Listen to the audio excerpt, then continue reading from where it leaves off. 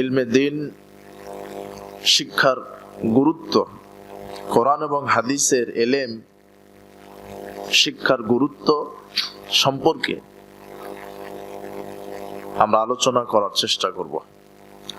আল্লাহ সুবহানাহু ওয়া তাআলার নিকটে আমরা দোয়া করি প্রথমেই যে আল্লাহ, তুমি আমাদের এই ইসলামী সম্মেলনকে দুনিয়াবী কল্যাণ এবং পরকালীন নাজাতের ওসিলা হিসেবে কবুল করে নাও। যত নারী পুরুষ এসেছে তাদের সকলকেই তুমি ক্ষমা করে দাও। কোরআন এবং সহিহ সুন্নাহর সঠিক বুঝ জ্ঞান দান করো এবং সে অনুযায়ী আমল করার তৌফিক দান করো। ইলমে দ্বীন শিক্ষার গুরুত্ব। আল্লাহ সুবহানাহু ওয়া তাআলা মানুষকে সৃষ্টি করেছেন তার ইবাদত করার জন্য, এই কথা ঠিক, কিন্তু ইবাদতের পূর্বে বিদ্যা অর্জন করতে হবে। কি অর্জন? বিদ্যা।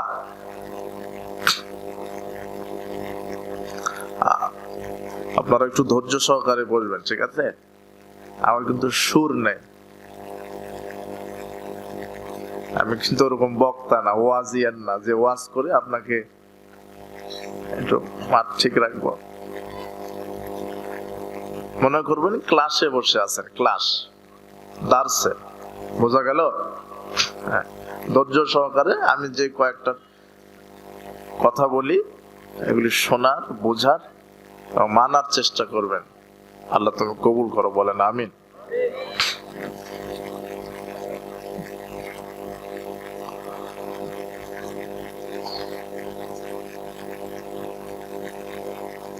আল্লাহ সুবহানাহু ওয়া তাআলা মানুষকে সৃষ্টি করেছেন আমল করার জন্য, এটা ঠিক, কিন্তু আমলের পূর্বে বিদ্যা অর্জন করতে হবে, জ্ঞান অর্জন করতে হবে। আল্লাহ সুবহানাহু ওয়া তাআলা কোরআন মাজিদের প্রথম একটা আয়াত নাযিল করেছেন, প্রথম ইকরা বিসমি রাব্বিকাল্লাযী খলাক। আল্লাহ বলছেন পড়াশোনা করো, জ্ঞান অর্জন করো, পড়াশোনা করো, জ্ঞান অর্জন করো। যিনি তোমাকে সৃষ্টি করেছেন সেই প্রতিপালকের নামে পড়াশোনা করো। তাহলে আমাদেরকে দ্বীনের জ্ঞান, ইসলামের জ্ঞান, কোরআন হাদিসের জ্ঞান আগে শিখতে হবে, অর্জন করতে হবে। কিন্তু আজকে আমরা দুনিয়াবী বিদ্যা অর্জন করার জন্য প্রতিযোগিতায় নেমেছি। দুনিয়া বিদ্যা, দুনিয়াকে উপার্জন করার জন্য, দুনিয়ার জ্ঞান, এবং আমার ছেলে আমার মেয়েকে দুনিয়াবী সার্টিফিকেট নেওয়ার জন্য তার পিছনে পিতা মাতা এত পরিশ্রম করছে, ত্যাগ স্বীকার করছে, যেটা ইসলামী শিক্ষার ক্ষেত্রে করছে না। এটা হাদিস লক্ষ্য করেন, রাসূল সাল্লাল্লাহু আলাইহি ওয়াসাল্লাম বলছেন, ইন্নাল্লাহা তাআলা ইউবগিযু কুল্লা আলিমিন বিদ-দুনিয়া ওয়া জাহিলিন বিল আখিরাহ। নিশ্চয়ই আল্লাহ প্রত্যেক ওই ব্যক্তির উপরে গজব নাজিল করেন যেই ব্যক্তিটা দুনিয়াবী ব্যাপারে পণ্ডিত কিন্তু দ্বীনের ব্যাপারে মূর্খ। কিসের ব্যাপারে মূর্খ? দ্বীনের ব্যাপারে, ইসলামের ব্যাপারে, শরিয়ার ব্যাপারে, কোরআন এবং সুন্নাহর ব্যাপারে যে মূর্খ, পরকালের ব্যাপারে যে মূর্খ। দুনিয়াবী ব্যাপারে অনেক ডিগ্রি আছে, মাস্টার, ডাক্তার, ইঞ্জিনিয়ার, সচিব, বিসিএস ক্যাডার, অনেক ডিগ্রি আছে না? কিন্তু দ্বীনের ব্যাপারে যার জ্ঞান নাই, দুনিয়াবী ব্যাপারে পণ্ডিত কিন্তু দ্বীনের ব্যাপারে মূর্খ, এমন প্রত্যেকটা ব্যক্তির উপরে আল্লাহ গজব নাজিল করেন। এই সংখ্যার লোক সমাজে বেশি না? অনেক মাস্টার ডাক্তার আছে, ইঞ্জিনিয়ার আছে, অনেক বড় বড় অফিসার আছে, শিক্ষাবিদ আছে, কিন্তু দ্বীনের ব্যাপারে জ্ঞান এত পোর, এত কম, এত নগণ্য। ওযুটা কিভাবে করতে হয়, সালাতটা কিভাবে করতে হয়, জানাজাটা কিভাবে পড়তে হয়, এক গ্লাস পানি পান কিভাবে করতে হয়, অধিকাংশ মানুষের জানা নাই। দ্বীনের জ্ঞান এত কম, এজন্য প্রত্যেককে দ্বীনের জ্ঞান শিখতে হবে। এবং হাদিসের জ্ঞান শিখতে হবে, ইসলামী আকীদা মানহাজের জ্ঞান শিখতে হবে, যেখানে মৌলিক শিক্ষা।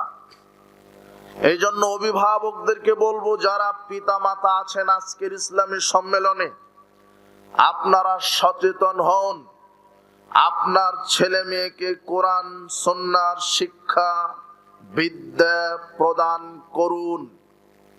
দুনিয়াতে কল্যাণ প্রাপ্ত হবেন, বিচারের মাঠে কল্যাণ প্রাপ্ত হবেন। আর যদি প্রজন্মকে মূর্খ করেন, অশিক্ষিত করেন, জাহেলিয়াতের উপরে রেখে যান, দুনিয়াবি কল্যাণ থেকে বঞ্চিত হবেন, পরকালীন কল্যাণ থেকে বঞ্চিত হবেন। উপস্থিত বৈঠকের মুসলিম দিনী ভাই বোন, আল্লাহ সুবহানাহু ওয়া তাআলা বলছেন, কুল হাল ইয়াস্তাবিল্লাযীনা ইয়ালামুনা ওয়াল্লাযীনা লা ইয়ালামুন, বলেন যারা শিক্ষিত আর যারা অশিক্ষিত তারা কি সমান? যারা কোরআন হাদিস জানে আর যারা কোরআন হাদিস জানে না তারা কি সমান?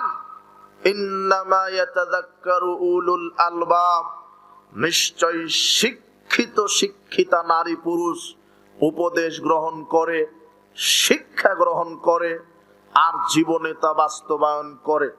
আল্লাহ সুবহানাহু ওয়া তাআলা বলছেন, যারা শিক্ষিত, যারা কোরআন হাদিস জানে আর যারা কোরআন হাদিস জানে না এরা সমান নয়।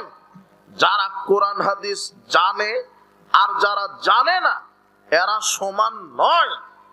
তারাই হচ্ছে নিজের জীবনকে পরিবর্তন করে, তারাই আল্লাহর উপদেশ গ্রহণ করে, যে আল্লাহর ব্যাপারে, পরকালের ব্যাপারে, দিনের ব্যাপারে জ্ঞান অর্জন করেছে।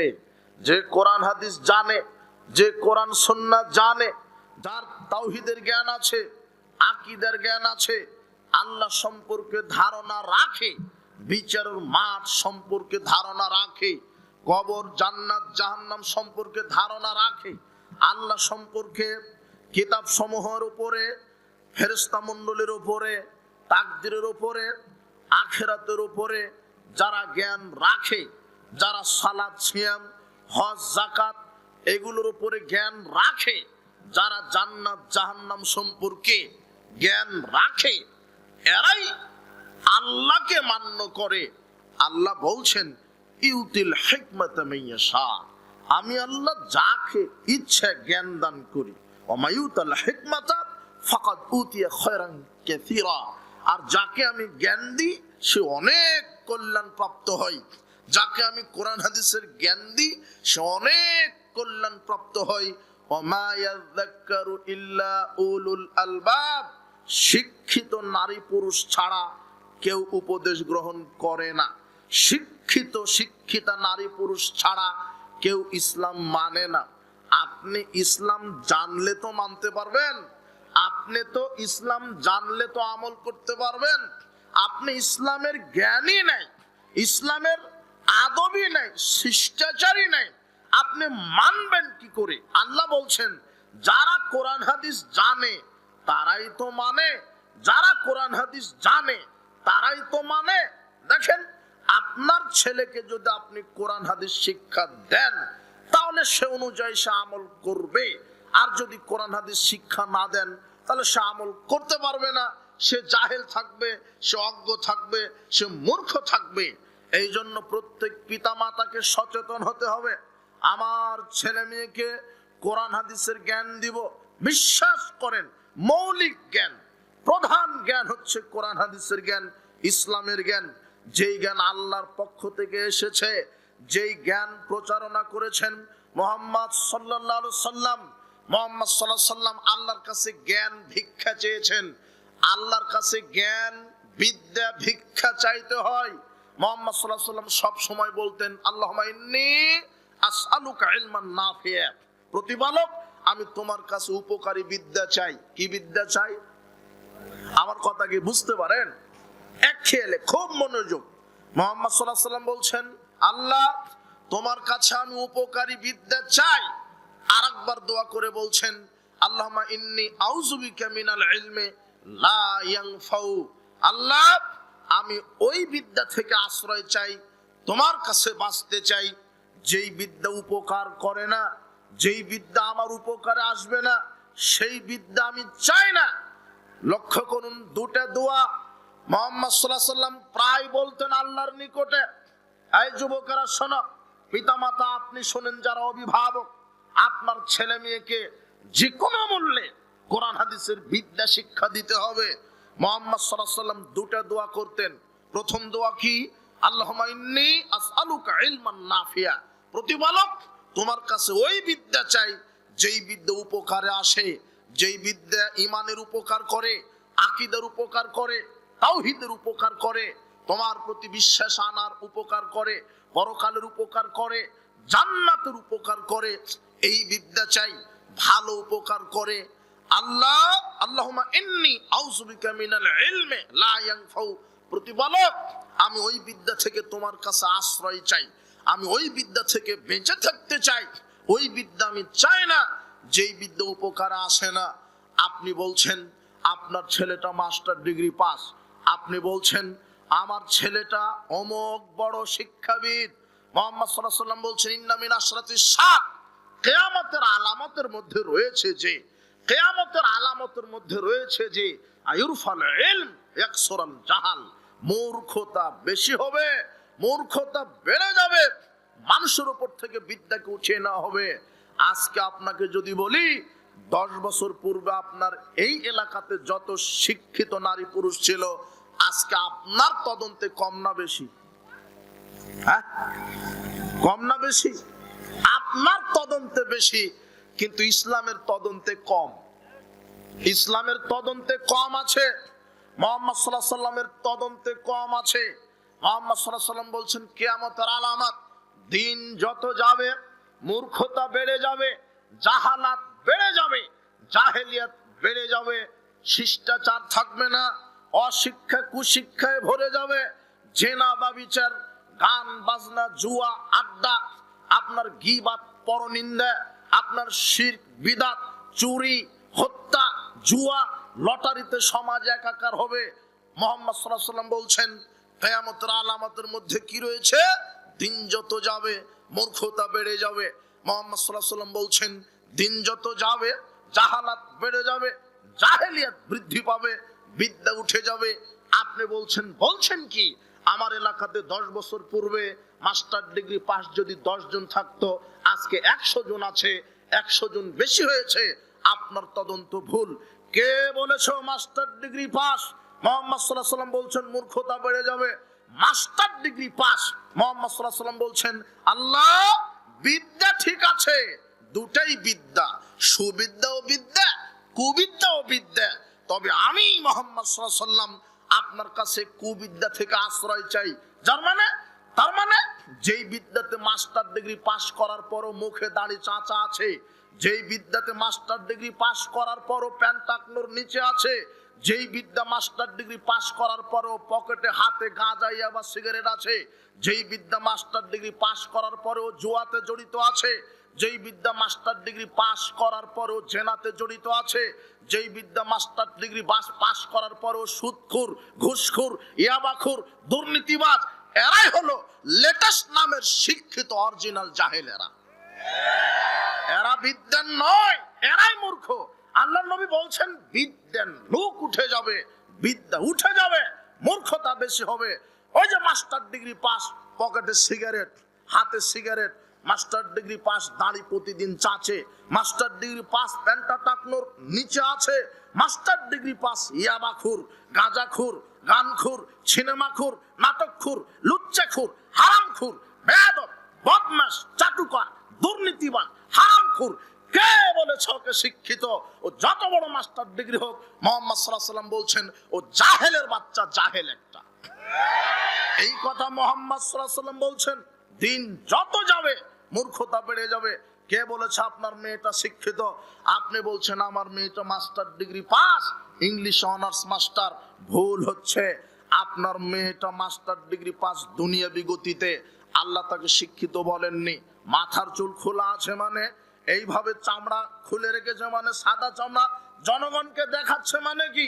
আপনার মেয়েটা এত ঠাট্টা 1% মেয়ে হয়ে গেছে যে টিকটকার করতে করতে করতে পতিতালয়ের নারী হয়ে গেছে। ও ফেসবুকে টিকটক করে, ও মোবাইলে টিকটক করে, ও নাকি শিক্ষিত। আশ্চর্য কথা, ইংরেজি জানলে কি শিক্ষিত হয়? ওর মুখ দেখলে পাপ হয়, ওর চেহারা দেখলে পাপ হয়, ওর শরীরটা হলো পাপের বস্তু যদি নগ্ন হয়ে চলে। মা বোন, আপনাকে শিক্ষিতা নারী আল্লাহ বলেননি। যদি আপনি উলঙ্গ হয়ে রাস্তায় হাটে বাজারে এইভাবে চলাচল করেন, আপনি হলেন জাহেল। কে বলেছে ওকে শিক্ষিতা? কে বলেছে শিক্ষিতা নারী? শিক্ষিতা নারী তো সেই যে কোরআন হাদিস মানে, পর্দা করে, যে 5 ওয়াক্ত সালাত আদায় করে, যে গান বাজনা শ্রবণ করে না, যে স্বামীর আনুগত্য করে, স্বামীর অবাধ্যতা দেখায় না, যে শ্বশুর শাশুড়ির খেদমত করে, যে হালাল খায়, যে গান বাজনা শ্রবণ করে না, যে গীবাত করে না, যে হাটে বাজারে যায় না, যে মানুষের সাথে ঝগড়া করে না, মানুষকে অভিশাপ দেয় না, যে গান বাজনা শ্রবণ করে না। এই হলো শিক্ষিতা নারী। কিন্তু আপনার স্ত্রী, আপনার মেয়েটা যদি এর সাথে সম্পৃক্ত থাকে, ওর ভিতরে জাহালাত আছে। শিক্ষিতা নারী কে বলেছে মাস্টার ডিগ্রি পাস হলে কি শিক্ষিত হয়? আপনার ছেলেটা মাস্টার ডিগ্রি পাস হলে কি শিক্ষিত হয়? আল্লাহর নবী বলছেন, আল্লাহ ওই বিদ্যা থেকে আমি আশ্রয় চাই যেই বিদ্যা উপকার করে না, আর ওই বিদ্যা থেকে আমি বেঁচে থাকতে চাই যেই বিদ্যা উপকার করে। আপনাকে দেখায়, এই ছেলে, তুমি তোমার হিন্দু বন্ধুকে বলছো, বন্ধু তোমরা তো খুবই বোকা, তোমরা পূজা পার্বণের দিনে কালীমা দুর্গা মার সামনে দুধ কলা রেখে আসো, তোমাদের দুর্গা মার 10টা হাত আর 1.5 হাত জিহ্বা বের করে আছে, তার সামনে দুধ কলা জিলাপি দিয়ে আসো তোমরা। ও কি কালীমা দুর্গা মা কি দুধ কলা খেতে পারে? তোমরা তো বোকা। কিন্তু হিন্দু বন্ধু তখন বলছে, আরে মুসলমান বন্ধু, আমাদের কালীমার তাও 10টা হাত আছে, দুর্গা মার 10টা হাত আছে, 1.5 হাত জিহ্বা আছে, কিন্তু তোমরা যে শহীদ মিনারের স্মৃতিসৌধে ওই 21শে ফেব্রুয়ারি, 16 ডিসেম্বর, 26শে মার্চ পালন করতে গিয়ে তোমরা এমন একটা খাম্বার সাথে দাঁড়িয়ে থাকো, ফুল দাও, আগরবাতি মোমবাতি যাও, যার হাতও নাই পাও নাই, তুমি আমাদের চেয়ে বোকা। তোমার জাতি হলো এই বিদ্যা শিক্ষা আপনাকে কি উপকার দিবে? যেই বিদ্যা জাতিকে মুশরিক বানাচ্ছে। আশ্চর্য কথা, আপনার ওই ছেলেটা মাস্টার ডিগ্রি পাস হলো কি করে? যে আদব কায়দা শিখেনি, সালাম দিতেই জানে না, বলছে যে আসসালামু আলাইকুম। ও সালাম দিতেই শিখেনি। তোমার নেতা সালাম দিতেই শিখেনি, ও বলছে আসসালামু আলাইকুম। বলতে হবে কি? আসসালামু আলাইকুম ওয়া রাহমাতুল্লাহি ওয়া বারাকাতুহু। মক্তবের একটা 5-7 বছরের ছেলেটা এইভাবে সালাম দিবে, আর তোমার বিসিএস ক্যাডার ও মাস্টার ডিগ্রি পাস, ও বলছে কি আসসালামু আলাইকুম। তাহলে ওই বিদ্যার উপকারে আসেনি, এই মক্তবের বিদ্যাটা উপকারে এসেছে। এই বিদ্যাটা উপকারে এসেছে। এক গ্লাস পানি পান করতে গেলে 8টা 10টা বিধান লাগে, এক গ্লাস পানি পান করতে গেলে 8টা 10টা বিধান লাগে। এক, পানিটা পবিত্র হতে হবে, হালাল হতে হবে। 2, রূপা এবং স্বর্ণের পাত্রে পান করা হারাম। মুহাম্মদ সাল্লাল্লাহু আলাইহি ওয়াসাল্লাম বলছেন, যে ব্যক্তি পানি পান করবে রূপা এবং স্বর্ণের পাত্রে, সে যেন আগুন খেয়ে নিল। কি খেয়ে নিল? আগুন খেয়ে নিল। 3, ডান হাতে ধরেন। 4, বসেন। 5, বিসমিল্লাহ বলেন। 6, গ্লাস আপনি ফু দিতে পারবেন না, নিষেধ। মুহাম্মদ সাল্লাল্লাহু আলাইহি ওয়াসাল্লাম বলছেন তোমরা গ্লাসে ফু দিও না।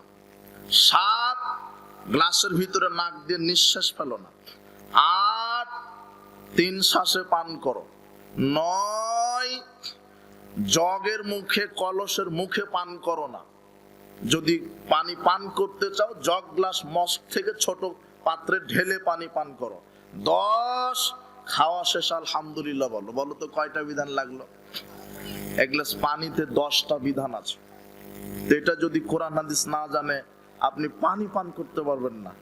ও বাম হাতে খাচ্ছে ডাব, আর ডান হাতে সিগারেট, হলো মাস্টার ডিগ্রি পাস।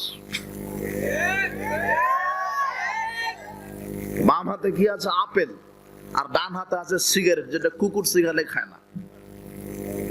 এই ছেলে, তুমি খাও, তোমার বাপ খায়, তোমার হেডমাস্টার খায়, আর সমাজে যার টাকার পাওয়ার যত বেশি, গাঁজার পাওয়ারও তত বেশি। ভ্যান চালক সর্বোচ্চ আকিস কোম্পানির বিড়ি খায়, ওর টাকা কম, কিন্তু তোমার স্কুলের হেডমাস্টারও মাস গেলে 50,000 বেতন পায়। ও বলছে আমার কি আকিস খেলে চলে, কমপক্ষে ব্যঞ্জন ছুঁয়েছে। আর যদি বাংলা ইংরেজি খায় তাহলে তো আরো পরের কথা। তুমি যেটা খাও, তোমার বাপ যেটা খায় সেটা কুকুর সিগালে খায় না, তোমার মসজিদের হুজুর খায় আর বলে মাকরু। অবাক হয় কি করে? ওরা নাকি শিক্ষিত, মদখোর শিক্ষিত নয়। বিড়ি সিগারেট জর্দাগুল এগুলি জাহেলিয়াত, জাহেলিয়াত এগুলি অজ্ঞতা, বর্বরতা, মূর্খতা, এগুলি জাহেলিয়াত। আশ্চর্য কথা, ও শিক্ষিত হয় কি করে? বাম হাতে আছে আপেল, ডান হাতে আছে সিগারেট, বাম হাতে খায় শয়তানে। এই যুবক বলো তো, বাম হাতে কে খায়? মুহাম্মদ সাল্লাল্লাহু আলাইহি ওয়াসাল্লাম বলছেন ওই শিক্ষা কিভাবে উপকার করবে? যেই শিক্ষা উপকার করে না, ওই শিক্ষা থেকে আশ্রয় চাচ্ছি। মাস্টার ডিগ্রি পাস, বাম হাতে খাচ্ছে, ও শিক্ষিত নয়, ও শিক্ষিতা নয়। উপস্থিত বৈঠকের যারা অভিভাবক আছেন, পিতা মাতা আছেন, সচেতন হন। ছেলে মেয়েকে সঠিক শিক্ষা প্রদান করুন, ছেলে মেয়েকে সঠিক শিক্ষা দেন, কোরআন হাদিসের শিক্ষা দেন। যেই শিক্ষা জাতির উপকারে আসে, আপনার সন্তানের উপকারে আসে। বাপ তার ছেলেকে শিক্ষা দিবে। লোকমান হাকিম যেমন তার বৎসকে ছেলেকে শিক্ষা দিয়েছিল, এ বুনাইয়া লা তুশরিক বিল্লাহ, হে আদরের সন্তান, আল্লাহর সাথে শিরক করো না। এক। দুই, হে আদরের সন্তান, ছোট্ট কাজ হলেও পাপ হোক আর নেকি হোক, আল্লাহকে ভয় করে চলো। ছোট্ট যেটা তুমি করছো পাপ, সেটা যদি আকাশে থাকে, জমিনে থাকে, পাথরের নিচেও থাকে, আল্লাহ সেটা উপস্থিত করে দেখাবেন। আপনি গোপনে করেন, প্রকাশ্যে করেন, আকাশে করেন, মাটির নিচে করেন, পাথরের গোপনে করেন, সব যেখানেই করেন, কে দেখছেন? ওটা বিচারের মাঠে আল্লাহ দেখাবেন এইভাবে, যে দেখো ইয়াতি বিহাল্লাহ, আল্লাহ সেটা উপস্থিত করে দেখাবেন। এই ভীতিটা বাপ তার ছেলে মেয়েকে দিচ্ছে। তার মানে লোকমান হাকিম তার ছেলেকে প্রথম বলেছিলেন, আব্বু শিরক করো না।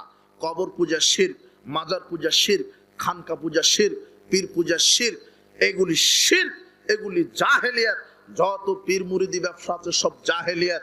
কেউ যদি আকীদা পোষণ করে পীর কবরে জীবিত, আকীদা জাহেলিয়াত। করলে বালা মুসিবত দূর হয়, আকীদা জাহেলিয়াত। পীরকে সেজদা করলে পীর খুশি হয়, এই আকীদা জাহেলিয়াত, এই আকীদা শিরক। পীরের সুপারিশ ছাড়া জান্নাত হয় না, এই আকীদা শিরক। পীরের দরগায় গরু খাসি নজর নেওয়াজ মানত করলে বালা মুসিবত কেটে যায়। যার পীর নাই তার পীর শয়তান, এগুলি আকীদা শিরক। কবর পূজা, মাজার পূজা, খানকা পূজা, পীর পূজা শিরক, এগুলি থেকে বিরত থাকতে হবে। লোকমান হাকিম তার ছেলেকে বলছেন, ইয়া বুনাইয়া, হে আদরের সন্তান, তুমি আল্লাহর সাথে শিরক করো না। দুই নম্বরে বলছে, ছোট হোক আর বড় হোক পাপ, আল্লাহ উপস্থিত করবেন, আল্লাহকে ভয় করো। তার মানে বাপ তার ছেলে মেয়েকে আল্লাহর ভয় দেখাবে, বাপ তার ছেলে মেয়েকে আল্লাহর ভয় দেখাবে, পরকালের ভয় দেখাবে। আব্বু সালাত আদায় করো, সালাত আদায় না করলে কবরের শাস্তি হয়। আব্বু কি শাস্তি হয়? কবরে যারা সালাত আদায় না করে মারা যাবে, পাথর দিয়ে তাদের মাথা ফাটিয়ে দিবে, এটা কবরের শাস্তি। আর বিচারের মাঠে আল্লাহ বেনামাজিকে জাহান্নামে দেবে। আব্বু সালাত আদায় করো। এই জন্য মুহাম্মদ সাল্লাল্লাহু আলাইহি ওয়াসাল্লাম বলছেন, মরু আওলাদাকুম বিসসালাত ওয়া মাবনাউ সাব'a সিনিন। আপনি আপনার সন্তানকে, ছেলে মেয়েকে সালাতের আদেশ করবেন যখন তার বয়স 7 বছর। ওয়াদরিবুহুম আলাইহা ওয়া মাবনাউ 10 সিনিন। আপনার সন্তানকে, ছেলে মেয়েকে পিটিয়ে সালাত আদায় করাবেন যখন আপনার ছেলে মেয়ের বয়স 10 বছর। আপনার ছেলে মেয়ে 10 বছর হওয়ার পরও আপনি সালাত আদায় করছে না, মুহাম্মদ সাল্লাল্লাহু আলাইহি ওয়াসাল্লাম আপনাকে তখন পুরুষ বলেননি, বলেছেন কা পুরুষ। দলিল, আল্লাহর নবী বলছেন, ইয়া মাশারাশ শাবাব মান ইসতাতা মিনকুমুল বাত, হে যুবকেরা, পুরুষ হলে বিবাহ করো। কি হলে? পুরুষ হলে বিবাহ করো, মানে বিবাহ করলে বউ আসবে, 1 বছর 2 বছর পরে সন্তানের পিতা হতে হবে। বউকে চালানোর ক্ষমতা আছে যার, আর সন্তানকে চালানোর ক্ষমতা আছে যার, সেই বিবাহ করবে। বউকে চালাতে হবে, ওকে যে মানের খাবেন সে মানের খাওয়াতে হবে। মুহাম্মদ সাল্লাল্লাহু আলাইহি ওয়াসাল্লাম বলছেন পুরুষ হতে গেলে 8টা বৈশিষ্ট্য লাগে। 1, যে মানের খাওয়াবেন, যে মানের নিজে খাবেন সে মানের খাওয়াবেন। 2, যে মানের পরবেন সেই মানের পরিধান করাবেন। 3, স্ত্রীকে গালি দেওয়া যাবে না। 4, স্ত্রীর মুখের উপরে মারা যাবে না। মারতে হবে এ কথা ঠিক, স্ত্রীকে মারতে হবে এ কথা ঠিক, তবে কোথায় মারা নিষেধ? মুখের উপরে। 5, স্ত্রীকে নিজের বাড়ি ছাড়া অন্য কোথাও যেতে দেওয়া যাবে না। হাটে বাজারে তো যাওয়া প্রশ্নই আসে না। খালার বাড়ি, ফুপুর বাড়ি, মামুর বাড়ি, অমুকের বাড়ি যাওয়ার প্রশ্নই আসে না। যেতেই যদি হয় খুবই এমার্জেন্সি, যেতেই যদি হয় তাহলে স্বামী সাথে থাকবে, স্বামীকে সাথে নিয়ে যেতে হবে, একাই যাবে না। এটা হলো শরীয়ত। আপনাকে কি দিয়ে শরীয়ত বুঝায়? মুহাম্মদ সাল্লাল্লাহু আলাইহি ওয়াসাল্লাম বলছেন লা তুসাফিরু মারাতুন মাসিরাতা ইয়াউমিন ওয়া লাইলাতিন ইল্লা ওয়া মাহজু মাহরাম। একজন নারী এক সন্ধ্যা এক সকাল সফরে যেতে পারে না মাহরাম ছাড়া। একজন নারী এক সকাল এক সন্ধ্যা সফরে যেতে পারে না মাহরাম ছাড়া। মাহরামকে তার আপন ভাই, মাহরামকে তার নিজের পেটের ছেলে, মাহরামকে তার শ্বশুর, মাহরামকে তার বাপ, এদেরকে ছাড়া সফরে যেতে পারে না এক সকাল এক সন্ধ্যা। সেই জায়গাতে আপনার স্ত্রীদের মার্কেট করতে বাজারে গেছে, আপনার স্ত্রী সেই জায়গাতে কোথায় গেছে? বাজারে গেছে। আপনার মেয়েটা মার্কেট করতে গেছে, আরে মার্কেটে যায়, বাজারে যায়, 31st নাইট পালন করতে যায়, আবার 2 দিন পরে আসবে বিশ্ব কুত্তা কুত্তি দিবস, সেটাতেও যাবে। বিশ্ব বেহায়া দিবস আসবে, ভাদ্র মাসে কুকুর জোড়া লাগে, আর 14 ফেব্রুয়ারিতে তোমার যুবক যুবতী জোড়া লাগে। এরা কত খারাপ, এরা কত খারাপ। আর চলে গেছে মালাকুল মউতের সাথে শিক্ষা সফরে, বলছে যে আব্বু কোনো টেনশন করবেন না, আমি জাফলং এসেছি। তখন আপনি বলছেন মা তোমার সাথে কে আছে? বলছে যে আব্বু বয়ফ্রেন্ড আছে, বয়ফ্রেন্ড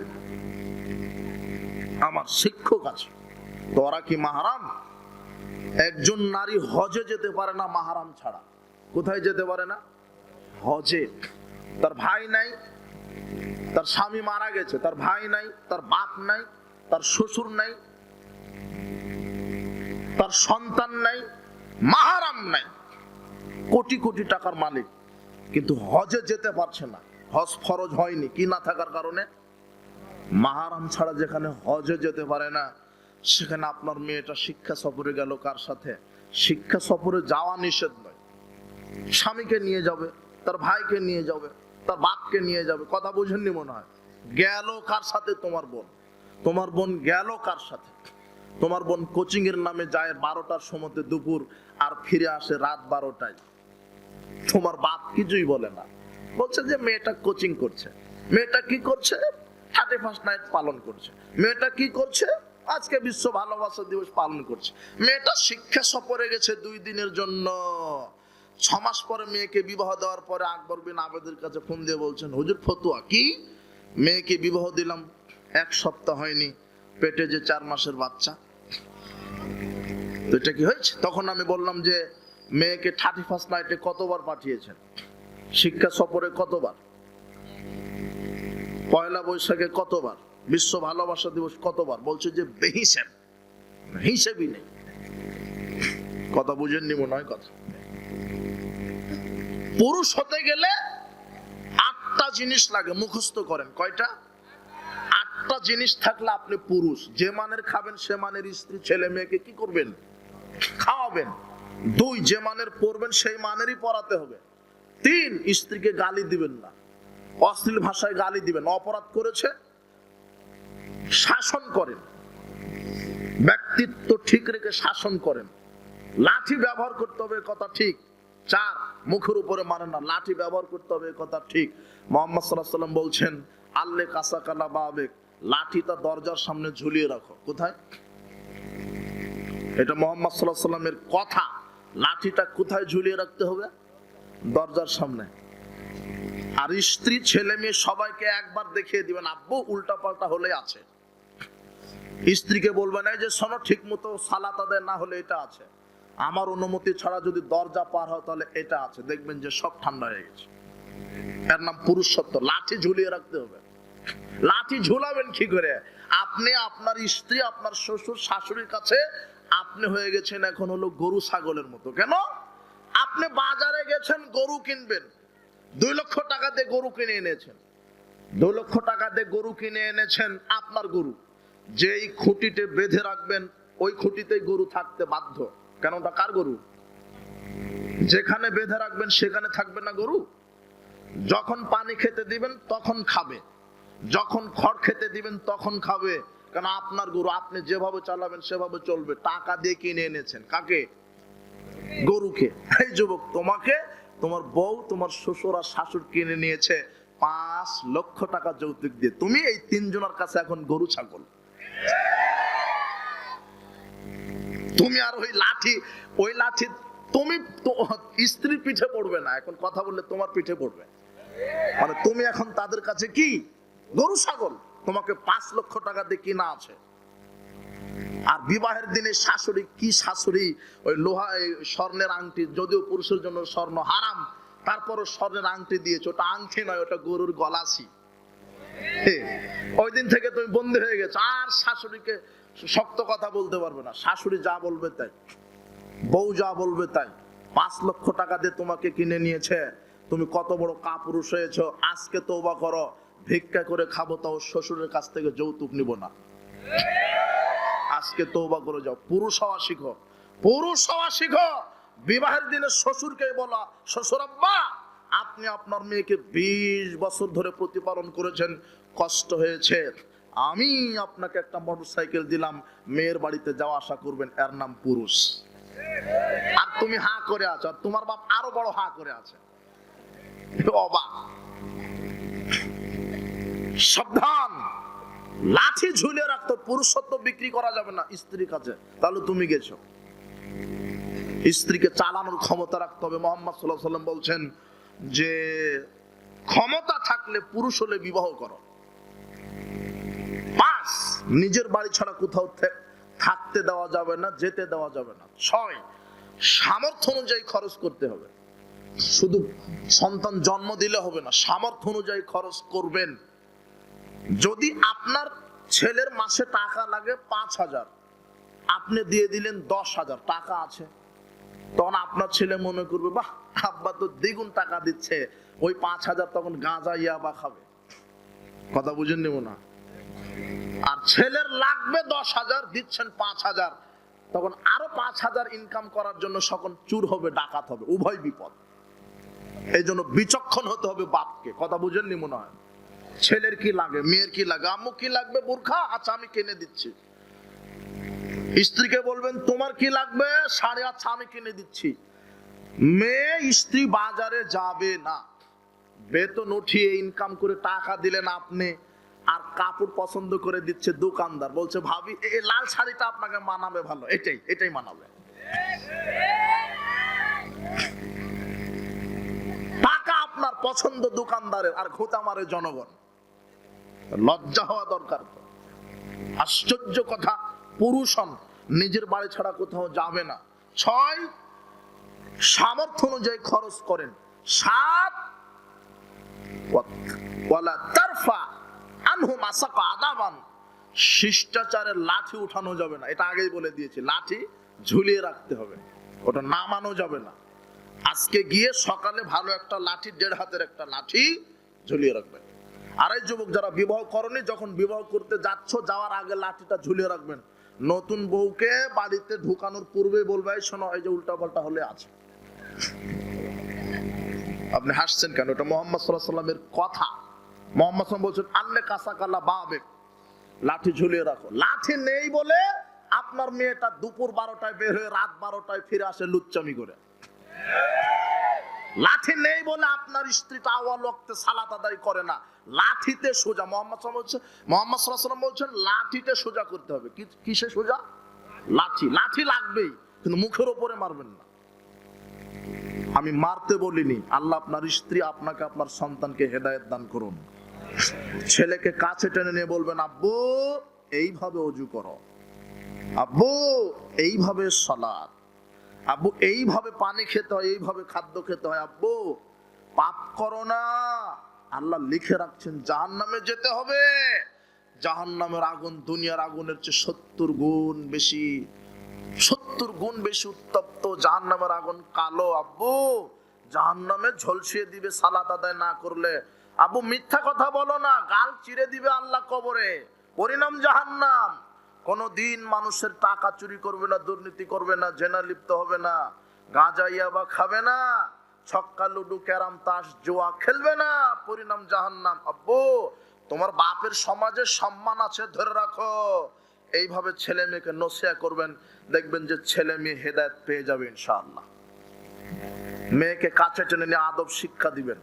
মুহাম্মদ সাল্লাল্লাহু আলাইহি ওয়াসাল্লাম বলছেন, মান আলা সালাসা বানাতিন, যেই বাপ তার 3টা কন্যা সন্তানকে লালন পালন করলো, যেই বাপ তার 3টা কন্যা সন্তানকে লালন পালন করলো, ফাদ্দাবাহুন্না, 2 নম্বরে শিষ্টাচার শিক্ষা দিল। বাপ তার মেয়েকে কি শিক্ষা দিবে?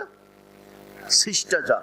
মেয়েকে বলবে আম্মু পর্দা করো, মুখটা যেন পরপুরুষ না দেখে, চুলটা যেন না দেখে, তোমার শরীরের অবয়ব গঠনটা যেন পরপুরুষ না দেখে, শালীন পোশাক পরে যাও, শালীন পোশাক পরে মাদ্রাসায় যাও, স্কুলে যাও। আম্মু এইভাবে সালাত, এইভাবে সিয়াম, এইভাবে হজ, এইভাবে যাকাত, আম্মু এইভাবে কোরআন তেলাওয়াত, রাত্রে ঘুমানোর পূর্বে কোরআন তেলাওয়াত করবে, ঘুম থেকে উঠে ফজরের সালাতের পরে কোরআন তেলাওয়াত করবে, ডান হাতে খাবে, বিসমিল্লাহ বলে খাবে, পিতামাতার সাথে সদাচরণ করবে, দাদা দাদি নানা নানিকে সম্মান করবে, বড়দেরকে সম্মান করবে, ছোটদের স্নেহ করবে, মানুষের জন্য কল্যাণের দোয়া করবে, কাউকে অভিশাপ দিবে না, বেপরদায় চলবে না। এইভাবে বাপ তার মেয়েকে শিষ্টাচার শিখাবে।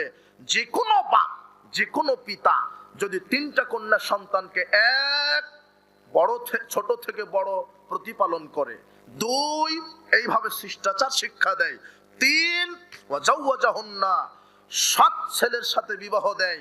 সৎ ছেলেকে সৎ ছেলের সাথে বিবাহ দিতে হবে। সৎ ছেলে মানে যে 3 বেলা গাঁজা খায়, এ কি সৎ ছেলে? সৎ ছেলে মানে যে চিটার বাপ্পা। মেয়ের বাপ তার মেয়েকে বিবাহ দিচ্ছে, ছেলের কি দেখছে? চাকরি দেখছে আর টাকা, বেতন পায় কত বেশি। গাঁজা 2 পুরা খেলে সমস্যা নাই, বেতন পায় কত? সালাত আদায় করুক আর না করুক, আশ্চর্য কথা। তো হিন্দুর সাথে বিবাহ দিবেন, টাকার সাথে যখন বিবাহ দিচ্ছেন হিন্দুর সাথে দেন। আপনি তো টাকার সাথে দিলেন, বলছেন আমার জামাইটা খুব ভালো, রাজনীতি করে না, হারাম খায় না, মদ খায় না, কিন্তু সালাত আদায় করে না। বেনামাজির সাথে মেয়েকে বিবাহ দেওয়া হারাম। বলেন তো কি হারাম? সাবধান, সৎ ছেলের সাথে মেয়েকে বিবাহ দিবেন, সৎ ছেলের সাথে মেয়েকে বিবাহ দিবেন। ওয়াহসানা ইলাইহিন্না, 4 মেয়েদের সাথে সদাচরণ করবেন। মানে হাজী সাহেব ছেলেকে সব জমি লিখে দিয়েছে, বেটিকে 1 কাঠাও দেয়নি। হাজী সাহেব হজ করে, বছরে বছর উমরা করে, ছেলেকে সব জমি লিখে দিয়েছে, মেয়েকে দেয়নি। হজ এয়ারপোর্টেই যায়নি, কাবা ঘরে যাওয়া বহুদূরের কথা, এয়ারপোর্টেই যায়নি। মুহাম্মদ সাল্লাল্লাহু আলাইহি ওয়াসাল্লাম বলছেন যে নারীদের সাথে, মেয়েদের সাথে সদাচরণ করো, মেয়েদের সাথে সদাচরণ করো। 4টে কাজ। 1 প্রতিপালন করেন, 2 শিষ্টাচার শিক্ষা দেন, 3 সৎ ছেলের সাথে বিবাহ দেন, 4 মেয়েদের সাথে সদাচরণ করেন। এই 4টা কাজ যদি মেয়েদের উপরে কোনো বাপ করতে পারে, ফালাহুল জান্নাহ, আল্লাহর নবী বলছেন ওই বাপের উপরে আল্লাহ জান্নাতকে ওয়াজিব করে দিবেন। সন্তানকে প্রতিপালন করুন, ছেলে মেয়েকে সঠিক শিক্ষা দেন। অভিভাবকদের সচেতনমূলক কথা বলছি, আপনি আপনার ছেলে মেয়েকে সঠিক দিন শিক্ষা দিন। লোকমান হাকিম তার ছেলেকে বলছে আব্বু শিরক করো না। 2 ছোট বড় কোনো পাপ করো না, আল্লাহর কাছে উপস্থিত হতে হবে। 3 আকিমিস সালাত, কি আদায় করো? সালাত। ছেলে মেয়েকে বলেন সালাত আদায় করতে হবে। 4 ভালো কাজের আদেশ করো, 5 মন্দ কাজের নিষেধ করো। 6 বিপদে ধৈর্য ধারণ করো। সমাজে ভালো কাজের আদেশ, মন্দ কাজের নিষেধ করতে গেলে বিপদ হবে, বাধা আসবে, তখন তুমি ধৈর্য ধারণ করো, সবর করো, আল্লাহর উপরে ধৈর্য ধারণ করো, আল্লাহর কাছে সাহায্য চাও। 7, মানুষকে হেয় তুচ্ছ করো না, অবজ্ঞা করো না। 8, তুমি জমিনে অহংকার দাম্ভিকতার সাথে চলো না। আল্লাহ দাম্ভিক লোককে ভালোবাসে না, অহংকারীকে ভালোবাসে না। অনুপরিমাণ অহংকার থাকলে সে জান্নাতে যাবে না। দাম্ভিক লোককে ভালোবাসে না। দাম্ভিক লোককে আল্লাহ ধ্বংস করে দেন, জালেমকে ধ্বংস করে দেন। 9, আল্লাহর নবী বলছেন কণ্ঠকে নিচু রাখো, কণ্ঠকে নিচু রাখো, কণ্ঠ উঁচু করো না, গর্ধবের মতো কথা বলো না। সবচেয়ে নিকৃষ্ট স্বর গর্ধবের স্বর। 10, মধ্যম পন্থায় চলো, মধ্যম পন্থায় চলো। সমাজে চলতে গেলে বিনয়, নম্রতা, ভদ্রতা, শিষ্টাচার, শালীনতা নিয়ে চলো। এইভাবে বাপ তার সন্তানকে শিষ্টাচার শিক্ষা দিচ্ছেন। আপনি কি এইভাবে শিষ্টাচার শিক্ষা দিয়েছেন? আপনি কি এইভাবে আপনার সন্তানকে শিষ্টাচার শিক্ষা দিয়েছেন? মুহাম্মদ সাল্লাল্লাহু আলাইহি ওয়াসাল্লাম বলছেন জাহালাত বেড়ে যাবে, মূর্খতা বেড়ে যাবে, আর বিদ্যা উঠে যাবে। আপনাকে দেখায় সমাজে প্রায় মূর্খতার উপর দিয়ে চলছে। দিনের ব্যাপারে কোনো জ্ঞান নেই, দুনিয়া নিয়ে মাস্টার ডিগ্রি পাস, দুনিয়া, দিনের ব্যাপারে কোনো জ্ঞান নেই। কিভাবে সালাত সিয়াম আদায় করতে হয়, কিভাবে আল্লাহর ইবাদত করতে হয়, সমাজে কিভাবে নেতৃত্ব দিতে হয়, কোরআন হাদিসের জ্ঞান নেই, আল্লাহর বিধানকে মূল্যায়ন করছে না। এই শিক্ষা দিয়ে কি হবে? উপস্থিত বৈঠকের মুসলিম দ্বীনি ভাই বোন, যারা অভিভাবক, তাদেরকে সচেতনমূলক কথা এই যে আপনার ছেলে মেয়েকে কোরআন সুন্নাহর জ্ঞান শিক্ষা দেন, আপনার ছেলে মেয়েকে দ্বীনের জ্ঞান শিক্ষা দেন। যদি দ্বীনের জ্ঞান শিক্ষা দেন, এই ছেলেটা আপনার জন্য দোয়া করবে। আপনার জন্য কিভাবে দোয়া করবে? আল্লাহুম্মা মাগফির লাহু ওয়ারহামহু ওয়াফি ওয়াফানহু ওয়াকরিম নুজুলাহু ওয়াসি মাদখালাহু ওয়াগসিলহু বিল মাই ওয়াসসালজি ওয়াল বারাদ ওয়ানাক্কিহি মিনাল খাতায়া কামা ওয়ানাক্কাস সাবুল আবিয়াজু মিনাদ দানাস আবদিলহু দারান খারাম মিন দারিহি ওয়াদখিলুল জান্নাহ ওয়াইজু মিন আযাবিল কবরে ওয়া মিন আযাবিন নার। এইভাবে দোয়া করবে। আপনার এই সৎ ছেলে, আলেম ছেলেটা দোয়া করবে, ইন্নাল্লাহ আযজা ওয়া জাল ইয়ারফাউ দারাজা ফিল আবদি সালিহ ফিল জান্নাহ। মুহাম্মদ সাল্লাল্লাহু আলাইহি ওয়াসাল্লাম বলছেন জান্নাতে কিছু অভিভাবকের মর্যাদা বাড়িয়ে দিবেন, জান্নাতে কিছু পিতামাতার মর্যাদা বাড়িয়ে দিবেন। তখন পিতামাতা আল্লাহকে বলবে আয়া রব আন্নালি হাজিহি, এত মর্যাদা আমাদের, এত মর্যাদা কি করে আমাদের হলো?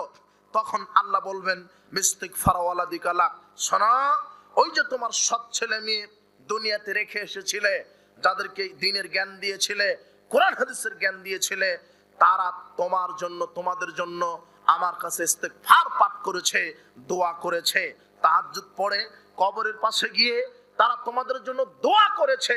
তোমরা অত বেশি আমল করনি, তো কি হয়েছে? শুধু ফরজ সিয়াম সালাত এগুলো আদায় করেছো, বেশি বেশি নফল কোরআন তেলাওয়াত দান সাদকা অত করতে পারোনি, কি হয়েছে? ওই যে সৎ সন্তান ছেলে মেয়ে তারা দোয়া করেছে তোমাদের জন্য, তাই আমি আল্লাহ তোমার সন্তানের দোয়ার বদলতে আমি তোমাদেরকে জান্নাতে অনেক মর্যাদা দান করে দিলাম। এইরকম সুযোগ্য সৎ সন্তান রেখে যান। কিন্তু আপনি যাকে রেখে গেছেন, এই সন্তান দিয়ে কি হবে? যে চাঁদাবাজি করে বেড়ায়, টেন্ডারবাজি করে বেড়ায়, সন্ত্রাসী করে বেড়ায়, যে চাঁদাবাজ, যে দুর্নীতিবাজ, যে হারামখোর, যে ঘুষখোর, যে সালাত জানে না, যে সিয়াম জানে না, যে আল্লাহর দ্বীনের সাথে নাফরমানি করে, আল্লাহর সাথে, আল্লাহর নবীর সাথে মুনাফিকি করে, এই সন্তান দিয়ে কি হবে? উপস্থিত বৈঠকের মুসলিম দ্বীনি ভাই বোন, আপনি সচেতন হন। সমাজকে বাঁচাতে গেলে, জাহেলিয়াত মুক্ত করতে গেলে দ্বীন শিক্ষার কোনো বিকল্প নেই। মাদক, জেনাবা বিচার, যৌনাচার, গান বাজনা, আজকে জাহেলিয়াতে গোটা সমাজটা একেবারে পরিপূর্ণ হয়ে গেছে, মাদকতায় ছেয়ে গেছে, মাদকতায় ছেয়ে গেছে। বিড়িখুর, সিগারেটখুর, জর্দাখুর, ইয়াবাখুর, গোলখুর, ফেন্সিডিলখুর, হিরোইনখুর, প্রায় মানুষই হারামখুরের সাথে সম্পৃক্ত। আপনি সমাজে দেখেন 10টা ব্যাটারি দিয়ে টর্চ লাইট তৈরি করে এইভাবে সমাজে মেরে দেখেন, হালালখুর পাওয়াই কঠিন। যাকে ধরবেন মনে হচ্ছে সেই হারামখুর, যাকে দেখবেন সেই হারামখুর। আপনি অটো চালককে জিজ্ঞাসা করেন ভাই অটো কিনেছেন কি দিয়ে, বলবে যে ব্যাংক থেকে লোন নিয়েছি। কথা বুঝেননি মনে হয়। পানের দোকানদারকে জিজ্ঞাসা করেন দোকান কি দিয়ে শুরু করেছেন, ও বলবে ব্যাংক থেকে লোন নিয়েছি। বলছে বাড়ি করলেন কিভাবে, 10 তলা ফ্ল্যাট করলেন কিভাবে, তো ব্যাংকের লোনের টাকা দিয়ে। গাড়ি করলেন কিভাবে, লোনের টাকা দিয়ে। ব্যবসা বলছে যে এই যে হুজুর আমার এই যে মোটরসাইকেলের শোরুম, 5 কোটি টাকা ইনভেস্ট করা আছে, টাকা কোথায় পেয়েছেন, তো সুদী ব্যাংক থেকে লোন নিয়েছি। ব্যবসা প্রতিষ্ঠান হারাম, কথা বোঝা যায়নি মনে হয়, প্রায় হারামের সাথে জড়িত। প্রায় এই সুদ ঘুষ এগুলি, সুদ হচ্ছে হারাম, সুদ হারাম। আর আপনার এই দিনাজপুর কাহারোলে জমি কটের ব্যবস্থা আছে কিনা আমার জানা নাই। জমি কট মানে বুঝেন কি, বন্ধক। আমি 2 বিঘা নিলাম আপনার কাছ থেকে 4 লক্ষ টাকা দিয়ে, যতদিন আপনি আমাকে টাকা ফেরত না দিবেন জমি খেতেই থাকবো। এটা হলো অরিজিনাল সুদের ব্যবসা, হারাম। কথা বুঝেননি মনে হয় কথা। সকালে জমি ফেরত নিবেন, যা হয়েছে আল্লাহর কাছে ক্ষমা চান। আমি ওইভাবে কট নিয়ে ওই জমিতে ফসল ফলিয়ে ফসল বিক্রি করে খেয়ে তাহাজ্জুদ পড়লে তাহাজ্জুদের নেকি কবুল হবে না। কথা বুঝেননি মনে হয়। সুদ হারাম, সুদী ব্যাংকে চাকরি করা হারাম। আরে চাকরি করা হারাম তো হারাম, সুদী ব্যাংকে যারা চাকরি করে মাঠ কর্মী ম্যানেজার এদেরকে ঘর ভাড়া দেওয়াও হারাম। প্রায় হারাম খুব, আশ্চর্য কথা, প্রায় হারামের সাথে চলছে সুদ, হারাম। আর ঘুষখোর তো অফিস আদালতে পরিপূর্ণ হয়ে আছে। কে বলেছে আপনাকে মাহফিল থেকে আপনার জুতা চুরি হয়েছে, ও বড় চোর, ও চোর নয়। আপনার এই মাদ্রাসা থেকে টিউবওয়েল চুরি হয়েছে, ও চোর নয়। মসজিদ থেকে মাইক চুরি হয়েছে, ও চোর নয়, ও ছোট চোর। পেটের দায়ে চুরি করতে এসেছে। বউ না খেয়ে আছে, ছেলেটা ভর্তি পরীক্ষা দিতে পারছে না, ওই পেটের দায়ে ঋণগ্রস্ত। ও চিন্তা করছে যে মাইকটা চুরি করে 2000 টাকা বিক্রি করে একটু ওই ঋণ পরিশোধ করব, অথবা পরিবার নিয়ে দুমুঠো ভাত খাবো। ও পেটের দায়ে চুর হয়েছে। ওর চুরি একটা নেশা, পেশা। কিন্তু এই যে জুতা চোর, মাইক চোর আর এই টিউবওয়েল চোর, এ বড় চোর নয়, এ ছোট চোর। বলেন তো কি চোর? এ ছোট চোর। আর বড় চোরগুলি বসে আছে ওই যে ঘুষখোর, ওরা ইনকাম ট্যাক্স অফিসে থাকে, ওরা পাসপোর্ট অফিসে থাকে, ওরা ভিসা অফিসে থাকে, ওরা ভূমি অফিসে থাকে, ওরা সেক্রেটারিয়েটে থাকে, সরকারি চাকরি করে এসি রুমের ভিতরে বসে জনগণের শান্ত রক্ত চুষে চুষে জনগণের সেবার নামে এরা দুর্নীতির সাথে জড়িত আছে। এরাই হলো ইন্টারন্যাশনাল বড় বড় চোর। এক একটা জান, এক একটা অফিসার বসে আছে, দাড়ি টুপি একেবারে সব ঠিক আছে। আর মাদ্রাসার প্রিন্সিপাল এই হারামখোর নিয়োগ বাণিজ্য করতে গিয়ে মাদ্রাসার টাকা দুর্নীতি করে। মসজিদের ক্যাশিয়ার, 20 বছর ধরে মসজিদের ক্যাশিয়ার, মাদ্রাসার ক্যাশিয়ার, ও মসজিদ মাদ্রাসার টাকা চুরি করে, হলো অরিজিনাল চোর, চিটার, হলো বাটপার।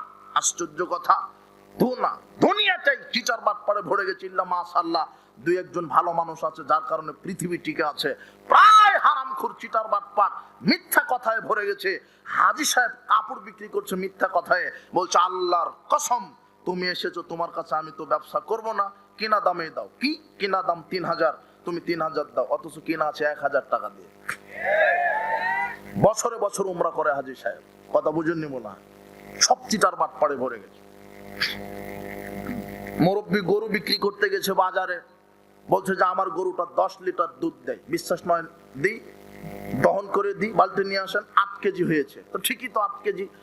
যখন যে কিনে নেবে সে মনে করছে 8 কেজি যখন হয়েছে, বাড়িতে নিয়ে গিয়ে আর কিছু ভুসি চাল ডাল খাওয়ালে 10 কেজি দিবে। কিন্তু এর জানা নাই যে 8 কেজির পিছনে বাছুরকে 3 দিন না খেয়ে রেখেছিল। কথা বুঝেননি মনে হয় কথা। সব জায়গাতে চিটার বাটপারে ভরে গেছে, হারাম খুরে পরিপূর্ণ। এই যুবক শোনো, তোমার বাপ মুদির দোকান দেয় না? ওই যে সিগারেট বিক্রি করে, সিগারেট, তামাক, জর্দা, গুল বিক্রি করে। তোমার বাপ 1 টন চাউল বিক্রি করেছে 50,000 টাকা দিয়ে, আর 1 প্যাকেট সিগারেট বিক্রি করেছে 150 টাকা দিয়ে। এখন 50,000, 150 টাকা দিয়ে ছাগল কিনে যদি কুরবানি দেয়, কুরবানি কবুল হবে না। বলো তো কেন? ওখানে 150 টাকা সিগারেট বিক্রি করা আছে। ইন্নাল্লাহি হারাম আলা কওমিন আকলা শাই হারাম আলাইহিম সামানাহু। মুহাম্মদ সাল্লাল্লাহু আলাইহি ওয়াসাল্লাম বলছেন, আল্লাহ যেই জাতির উপরে যেই জিনিস খাওয়া হারাম করেন তার ব্যবসা হারাম। বিড়ি সিগারেট, জর্দাগুল হারাম, ইয়াবা হারাম, ফেনসিডিল হারাম, তার ব্যবসা হারাম। বিড়ি সিগারেট বিক্রি করা হারাম, তা খাওয়া হারাম, তা সরবরাহ করা হারাম, তা বহন করা হারাম, তার লভ্যাংশ খাওয়া হারাম। আল্লাহ তাদের সবার উপর অভিশাপ নাজিল করেছে যারা মদ খায়, যারা ইয়াবা খায়, যারা ফেনচিডিল খায়, যারা গাঁজা খায়, যারা বিড়ি খায়, সিগারেট খায়, জর্দা খায়, গুল খায়, এগুলি বিক্রি করা হারাম, এগুলি খাওয়া হারাম। সমাজটা পরিপূর্ণ হয়ে গেছে হারাম করে। আপনি দেখেন সব জায়গাতে চাঁদাবাজ, সব জায়গাতে দুর্নীতিবাজ, সব জায়গাতে ঘুষখোর, সব জায়গাতে সুদখোর।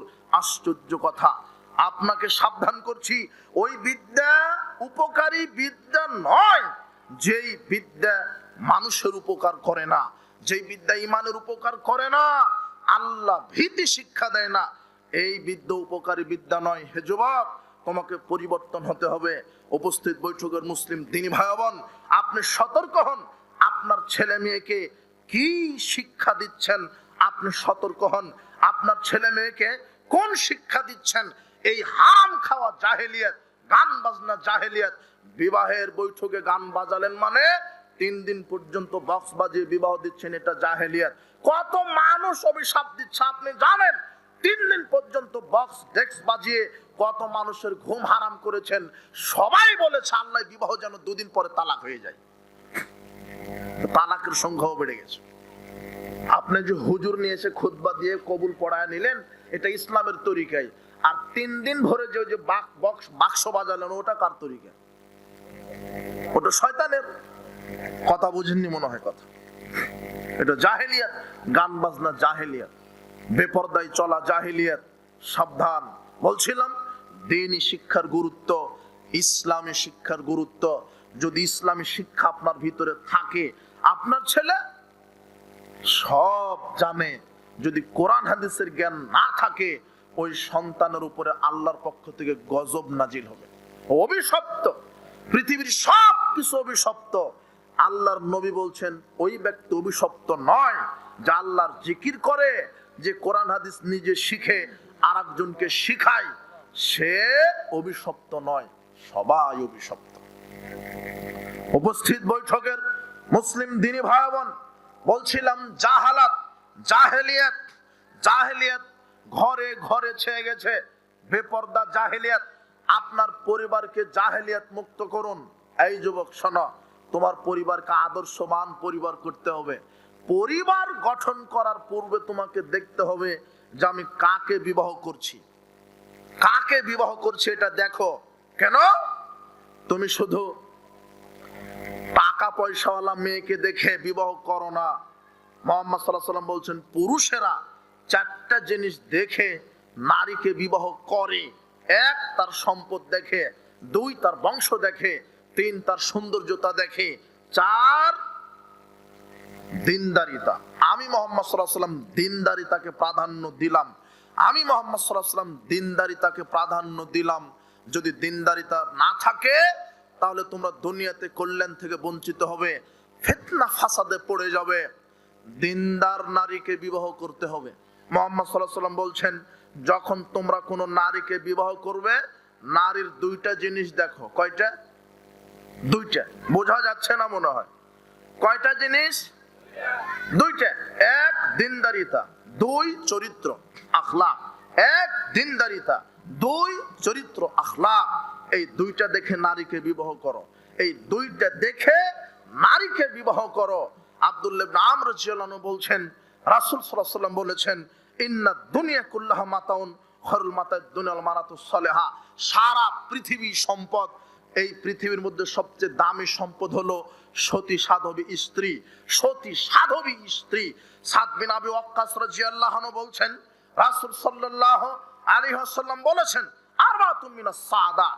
পুরুষের জন্য সৌভাগ্যের প্রতীক 4টি। পুরুষের জন্য সৌভাগ্যের প্রতীক 4টি। আল মারাতুস সালেহা, সতী সাধবী স্ত্রী। যার স্ত্রী ভালো সেই পুরুষ সৌভাগ্যবান। যার স্ত্রী ভালো সেই পুরুষ সৌভাগ্যবান। যার স্ত্রী চরিত্রশীলা, যার স্ত্রী পর্দানশীলা, যার স্ত্রীর ভিতরে দিনদারিতা আছে, সেই পুরুষ সৌভাগ্যবান। অল জারুস সালে, যার প্রতিবেশী সুন্দর। অল মারকাবুল হানি, অল মারকাবুল হানি, যার গাড়িটা সুন্দর। ও মাসকানুল ওয়াসি, যার প্রশস্ত বাড়ি। 4টা জিনিস যার সুন্দর, সেই পুরুষ সৌভাগ্যবান। সৌভাগ্যের প্রতীক পুরুষের জন্য 4টি।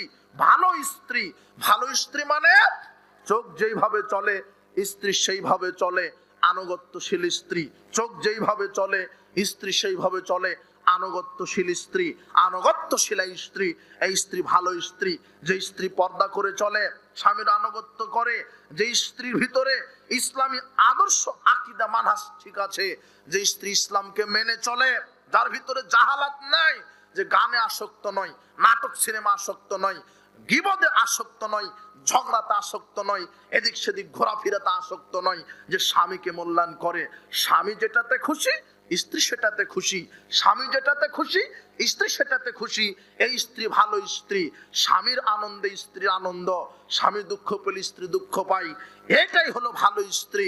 মুহাম্মদ সাল্লাল্লাহু আলাইহি ওয়াসাল্লাম বলছেন যে তোমাদের মধ্যে ওটাই শ্রেষ্ঠ সম্পদ, যার স্ত্রী সবচেয়ে শ্রেষ্ঠ, সে দুনিয়াবি শ্রেষ্ঠ সম্পদ। দুনিয়ার মধ্যে সবই সম্পদ, দুনিয়াতে শ্রেষ্ঠ সম্পদ হচ্ছে সতী সাধবী নারী। আর ওই পুরুষ সৌভাগ্যবান যার স্ত্রী সুন্দর, যার স্ত্রী সুন্দর, সে হলো সৌভাগ্যবান। উপস্থিত বৈঠকের মুসলিম দিনী ভাই বোন, আপনাদেরকে বলছি যে আদর্শ পরিবার গঠনের পূর্বে আদর্শ নারী পুরুষকে বাছাই করতে হবে। আদর্শ নারী পুরুষকে বাছাই না করা পর্যন্ত আদর্শ পরিবার গঠন করা যাবে না।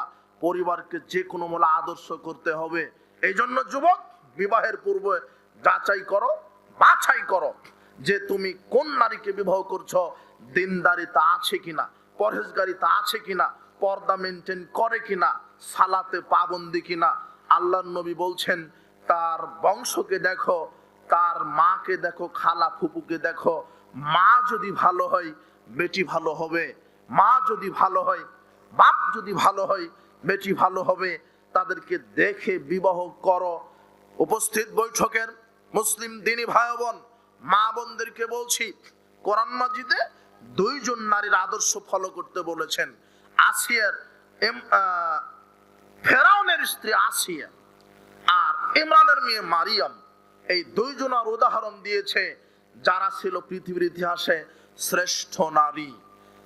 আবু উমামা বাহিলী রাদিয়াল্লাহু আনহু বলছেন, আফজালু নিসাই মিন আহলিল জান্নাহ, জান্নাতবাসীদের মধ্যে চারজন নারী শ্রেষ্ঠ। এক, খাদিজা বিনতে খুয়াইলিদ, খুয়াইলিদের মেয়ে খাদিজা। দুই, ফাতেমা বিনতে মুহাম্মদ, মুহাম্মদ সাল্লাল্লাহু আলাইহি ওয়াসাল্লামের মেয়ে ফাতেমা। তিন, আসিয়া বিনতে মুজাহিম, মুজাহিমের মেয়ে আসিয়া। চার, মারিয়াম বিনতে ইমরান, ইমরানের মেয়ে মারিয়াম। হাসবুকা মিন নিসাইল আলামিন, আল্লাহর নবী বলছেন সারা পৃথিবীর সব নারীর জন্য জান্নাতে যাওয়া যথেষ্ট হবে এই চারজন নারীকে অনুসরণ করলে। যেই চারজন বলা হলো, আল্লাহর নবী বলছেন কামালা মিনার রিজালে কাসিরুন লাম ইয়াকমুল মিন নিসাই, পুরুষের মধ্যে অনেক পুরুষ ঈমানদার হতে পেরেছে, কিন্তু নারীদের মধ্যে বেশি নারীরা পূর্ণ ঈমানদার হতে পারেনি। ইল্লা আসিয়া ইমরাতু ফেরাউন, তবে ফেরাউনের স্ত্রী আসিয়া, মারিয়াম বিনতে ইমরান আর ইমরানের মেয়ে মারিয়াম, এরা পূর্ণ ঈমানদার নারী হতে পেরেছে। তবে ইন্না ফাজলা আয়েশা আলান নিসায়ে কাফাজলি সারিদ আলা সাইরিত তাম, তবে আয়েশা রাদিয়াল্লাহু আনহার মর্যাদা সমস্ত নারীর উপর ওই রকম। সারা পৃথিবীতে সারিদ খাদ্যের মর্যাদা সব খাদ্যের উপরে যেমন, সারা পৃথিবীতে যত নারী আছে সব নারীর উপরে আয়েশার মর্যাদা তেমন। তাহলে আয়েশার মতো আপনাকে হতে হবে, খাদিজা রাদিয়াল্লাহু আনহার মতো হতে হবে। খাদিজা রাদিয়াল্লাহু আনহা স্বামীকে মূল্যায়ন করে চলতেন। মুহাম্মদ সাল্লাল্লাহু আলাইহি ওয়াসাল্লাম হচ্ছে তার স্বামী। আল্লাহ বলছেন মুহাম্মদ সাল্লাল্লাহু আলাইহি ওয়াসাল্লাম যখন গারে হেরাতে ছিলেন ধ্যানমগ্ন অবস্থায়, তখন খাদিজা রাদিয়াল্লাহু আনহা প্রায় ওই তরকারি, রুটি, খেজুর বহন করে দিয়ে আসতো। তো একদিন আল্লাহর কাছে এটা এত পছন্দ হয়েছে, স্বামীকে যে এত মূল্যায়ন করে, আল্লাহ জিবরিল আমিনকে পাঠিয়েছেন মুহাম্মদ সাল্লাল্লাহু আলাইহি ওয়াসাল্লামের কাছে। মুহাম্মদ সাল্লাল্লাহু আলাইহি ওয়াসাল্লাম জিবরাইল আলাইহিস সালাম মুহাম্মদ সাল্লাল্লাহু আলাইহি ওয়াসাল্লামকে এসে বলছেন, ইয়া মুহাম্মদ, মুহাম্মদ, ওই যে খাদিজা আসছে আপনার কাছে, হাতে বাটি আছে, বাটিতে ভাত তরকারি আছে, খাদ্য আছে। খাদিজা যখন আসবে আপনার কাছে তখন বলে দিবেন, আমি জিবরিল তো সালাম দিয়েছি, আল্লাহ খাদিজাকে সালাম দিয়েছে। আর তাকে বলে দিয়েন যে জান্নাতে তার জন্য সবচেয়ে দামি টকটকে ঝকঝকে জান্নাতে একটা আল্লাহ ঘর রেডি করে রেখেছেন। মা বোন, এই যে খাদিজার মতো হন, যে স্বামীকে মূল্যায়ন করেছে। নারীদের জন্য জান্নাতে যাওয়ার বড় একটা মাধ্যম স্বামী। আল্লাহ নবী বলছেন ওই নারীর জন্য জান্নাতের 8টি দরজা খোলা হবে। কোন নারী? ইজা সাল্লাত খামসাহা, যেই নারী 5 ওয়াক্ত সালাত আদায় করে, সামাত শাহরাহা, রমাদানের সিয়াম পালন করে, ওয়াসানাত ফারজাহা, লজ্জাস্থানের হেফাজত করে, নিজের সতীত্ব তার স্বামী ছাড়া কাউকে উপভোগ করতে দেয়নি, নিজের চেহারা জাতিকে দেখায়নি। আপনি 30% পুরুষ, আপনার স্ত্রীকে জাতি দেখবে কেন? কাপুরুষ আপনি, আপনার স্ত্রীকে ফেসবুকে দেখবে কেন? জাতি দেখবে কেন? ল্যাংটা করে ঘোরান কেন? আপনার লজ্জা নাই, হায়া নাই, শরম নাই, আপনি কাপুরুষ। মুহাম্মদ সাল্লাল্লাহু আলাইহি ওয়াসাল্লাম বলছেন স্ত্রীকে পর্দায় রাখো। মা বোন, আপনাকে বলছি 3 নাম্বার গুণ, যেই নারীটা তার সতীত্বের হেফাজত করেছে। 4, যেই নারী স্বামীর আনুগত্য করেছে। ফালতাদখুল মিন আইয়ুন আবওয়াবিল জান্নাতি 7। আল্লাহর নবী বলছেন এই 4টা কাজ যদি কোনো নারীর করা থাকে, আল্লাহ সেই নারীর জন্য জান্নাতের 8টি দরজা খুলে দিবেন। নারীর জন্য জান্নাতে যাওয়া সহজ। স্বামীকে মূল্যায়ন করেই জান্নাত। 2 শ্রেণীর মানুষের ফরজ নফল ইবাদত কবুল হবে না। তার এক হচ্ছে ওই স্ত্রী যে স্ত্রী স্বামীকে মূল্যায়ন করে না। স্বামীর আনুগত্য যে স্ত্রী করে না, তার সালাত আল্লাহ কবুল করেন না। কয়েক শ্রেণীর লোকের দিকে আল্লাহ বিচার মাঠে তাকাবেন না। কে? যে দান করার পরে খোঁটা দেয়। কে? যে মিথ্যা কথায় মিথ্যা কসমে ব্যবসা করে। কে? যার প্যান্ট টাকনুর নিচে আছে। কে? যে মিথ্যা কথা বলে। কে? যে বিবাহের পরে জেনা করে। কে? যে অহংকারী গরিব। এদের দিকে আল্লাহ রহমতের দৃষ্টিতে তাকাবেন না। আল্লাহর নবী এভাবে বলতে বলতে বলছেন ওই নারীর দিকেও আল্লাহ রহমতের দৃষ্টিতে বিচার মাঠে তাকাবেন না যেই নারী স্বামীকে যথেষ্ট মনে করে না। স্বামী থাকার পরও ওই দেওরের সাথে ঘুরে, দোলা ভাইয়ের সাথে গল্প করে, এই পাড়া ওই পাড়া যায়, স্বামীকে যথেষ্ট মনে করে না। স্বামী কষ্ট করে। মা বোন, আপনার স্বামীর ইনকাম কম, তাই আপনার কাপড়টা দামি হয়নি। 250-300 টাকা দিয়ে মোটা কাপড় কিনে এনে দিয়েছে, আপনি বলছেন তোমার পছন্দই নাই, এটা হলো মোটা কাপড়, আমি পরবো না। বিশ্বাস করেন আল্লাহ আপনার প্রতি অসন্তুষ্ট হবে। আপনার স্বামীর ইনকামের উপরে আপনি দেখেন, সাধ্য ভারসাম্য অনুযায়ী খরচ করেন, অপব্যয় হয়েন না। আপনার স্বামীটা মোটা শাড়ি কিনে এনে দিয়েছে, ওটাই হাতে নিয়ে বলেন আলহামদুলিল্লাহ, তাহলে আল্লাহ আপনার জন্য জান্নাতের 8টি দরজা রেডি করা আছে। যেটা দিয়েছে সেটাই নেন। অনেক স্ত্রী আছে স্বামীকে প্রত্যেক দিন ঘুতাতে ঘুতাতে হারামখোর তৈরি করে। তোমার কি আছে? অমুকের এসি আছে, ডিচি আছে, হ্যাঁ এই আছে, তোমার কি আছে? এইভাবে স্বামীকে ঘুতাতে ঘুতাতে অনেক স্ত্রী স্বামীকে হারামখোর, চোর, ডাকাত, সুদখোর, ঘুষখোর বানিয়ে দেয়। মা বোন, আপনি পারেন আপনার স্বামীকে সঠিক রাস্তার উপর রাখতে। আবার অনেক স্ত্রী আছে স্বামীকে হেদায়েতের উপর রাখতে পারে, আয় বুঝে ব্যয় করে। স্ত্রীকে বিচক্ষণ হতে হবে। এই কথা মনে রাখেন, হালালে বরকত আছে, হারামে বরকত হয় না। আপনি হালাল ইনকাম করেন 10,000, 15,000, 20,000, এখানেই বরকত।